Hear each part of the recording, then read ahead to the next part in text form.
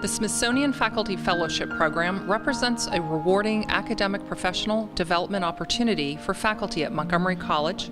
The fellowships are a product of a unique collaboration between Montgomery College and Smithsonian Center for Education and Museum Studies.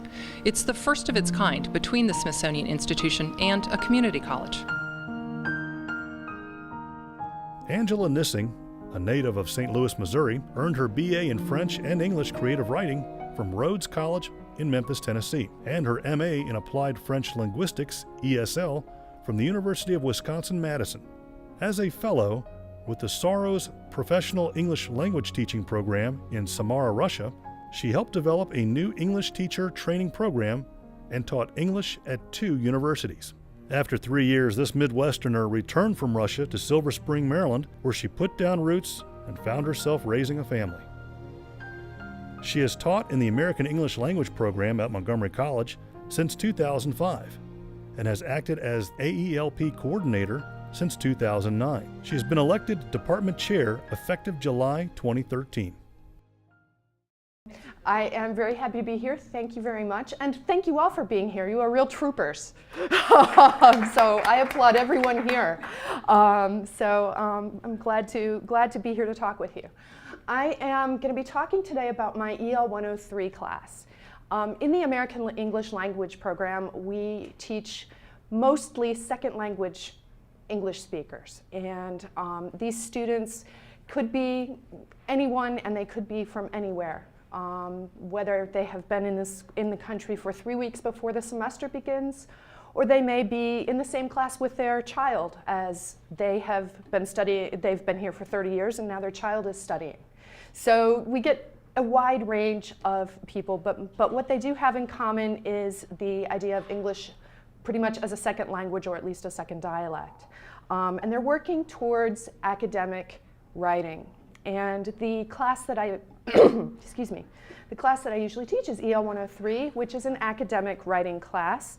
It is 2 levels away from freshman English. So what they're writing are primarily extended paragraphs, moving in the direction of writing essays, and they really are one of the biggest struggles that I have with EL 103 students is the development of ideas and learning that having students really learn that they have rich stories to tell. And so that was kind of my focus with this project. I found that the theme for this year's fellowship really just fit perfectly with AELP students, the American experience and the quest for identity. What AELP student could not relate with that? So many of them are in transition, and that transition may be very new for them to be experiencing the United States. So in this particular class, I had 20 students from 11 different countries. So 11 different countries, ethnicities represented. And I had them focus on one writing assignment towards the beginning of the semester. So again, with ESL students, I wanted them to address this abstract idea and then try to really make it concrete for them. So at first I did take the, okay, what am I doing? Click, there we go. I did take that basic question, what does the word identity mean? And we looked at it from a vocabulary perspective. One thing I always want my students to find out is what they already know. Because they always say, teacher, tell me. And I say, well, you know more than you think you do. So I asked them each to email me a few sentences about what they understood the word identity to mean. And we then brought this into a classroom discussion. And we got some very interesting quotes and ideas from people here that reflect a lot of the ideas that we had been discussing in the fellowship with the curators of the museums over the spring semester. Whether it is something that's internal to us, it's already set up in your blood, or is it a matter of choices? It's how we define ourselves to the world around us. Or is it externally motivated? I believe that my surroundings shape and develop who I am as a person.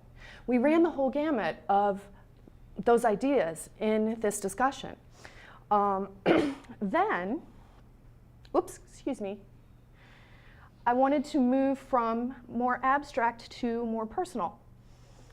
And because I wanted them to be writing about themselves, ultimately. And so we discussed what makes a person's personal identity, and I used an article here which brought together a very simple graphic organizer. They called it an identity wheel. And this very simply explains identity in terms of group membership. You know, what is your language community? What are your religious influences? What socio-political era are you living in? And so on. And then I extended this also to a second kind of identity wheel consisting of the roles that we play in life. Whether you are a mother, a student, a daughter, or whatever roles we might play. They're pretty endless. So I had students look at that idea, and then we applied that to a reading. Now, am I going to click the right place? There we go. We applied that to a reading in an essay called The Remembering, which is a personal essay about a woman a recent immigrant from Ghana, and we looked at her transition to the United States and looked at what impacted her identity and what seemed to form her identity. So the students created identity wheels for that character. They then took it upon themselves, made it personal, and tried to create their own identity wheels based on group membership and the roles that they play. And the idea of choices and decisions and what impact do we have on our own identity, you know, those are questions that really came up quite a bit. So after this preparation, I wanted my students to feel like they had quite a bit of preparation for the trip to the museum. So finally, we went to the museum, and we visited Sijo's Kyopo project in the National Portrait Gallery. The Kyopo project, I think, is best in Sijo's own words, where she says, in this work, more than 200 people, 200 Koreans, people of Korean origin, mostly living in America, consider their relationships with their ancestral culture and the other cultures they embody through citizenship, residence, or life experiences. So each one of these pictures that we see here, each one of them is an individual portrait with excerpts from an individual interview, which really answer the question for that person, what is their identity? What does it mean to them to be a hyphenated American? In their cases, Korean Americans. And you know, my students really enjoyed the exhibit, and they enjoyed being at the museum. Most of them had never been there. They spent a lot of time at the exhibit, took a lot of notes, and then really didn't know what to do with it. And they would come to me and they'd say, well, here's my topic sentence. Is that right? And I would have to say to them, you know, I can't really answer that one for you. You know, you need to answer whether or not this is the right topic sentence for you for this paper. So some students were, you know, they just took to this like fish in water, and others of them not so much. Some of them went through several iterations with this project, but in the end, they all managed to answer the question, what would you write if it were your portrait on that wall? What would be your expression of yourself if that were you up on that wall?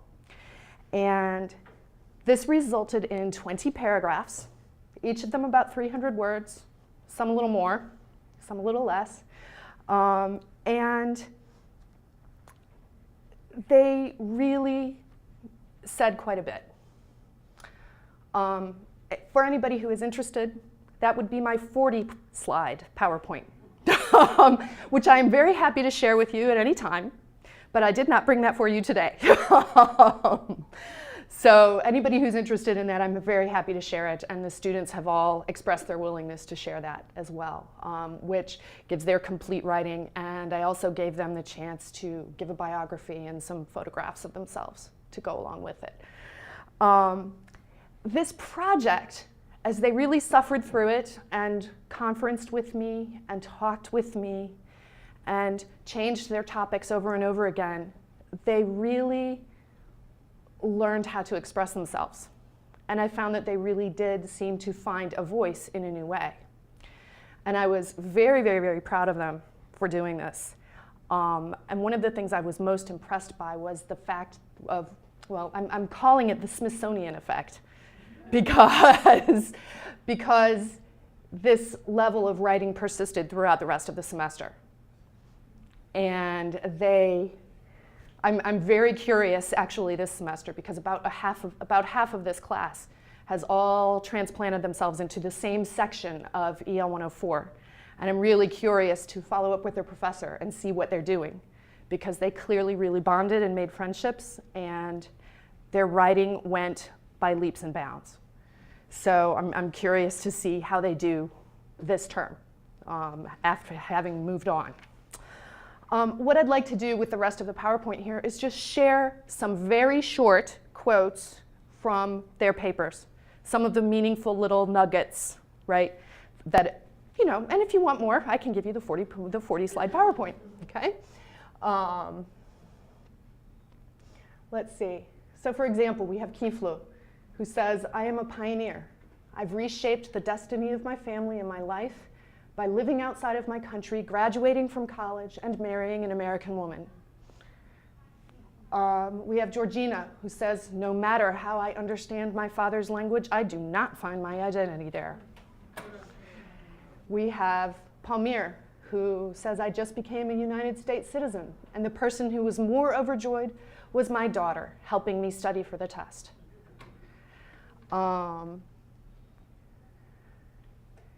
Next slide. Another student writes, "Even though I live here and my personality might change, I will be more Filipino, just like what Sung Ho Kong stated and posted in the National Gallery. I will always be more Korean. It is a relief that various nationalities made me understand and appreciate my identity." And Gannett writes, "After our Smithsonian visit, I found the answer of what identity means. I started focusing on what I need to do for my children in order to make them proud of their identity instead of confused." So as you can see, these students were pretty thoughtful about this whole process. Cletus writes, "My grandfather's wooden guns on the living room wall, as well as his Bible on the bed, are echoed memories that to this day help shape my identity." Another student writes, "Since my religion of Islam prohibits homosexuality, it took me a long time of reflection before accepting gay people when I first came to the United States." And for her, that was just representative of being open and understanding differences in cultures. And finally, when I went to the Smithsonian Museum, I saw that Daiso Kim Gibson thought, "The only way we can claim home again is to make every corner of the earth our home and think of ourselves as human beings." This trip helped me to remember my personality of 1 year ago, how I was free then to talk in public. So again, you can see each person has such an individual, I mean, even just with one sentence, I feel like I know those people better. And at the EL 103 level, sometimes that is a really difficult goal to achieve. So I was really, really proud of them. A couple more. After I visited the Smithsonian, I realized that people have their own definition for identity, so I can give my own definition as well. You know, I was very proud of these students saying, "Hey, okay, my identity's up to me."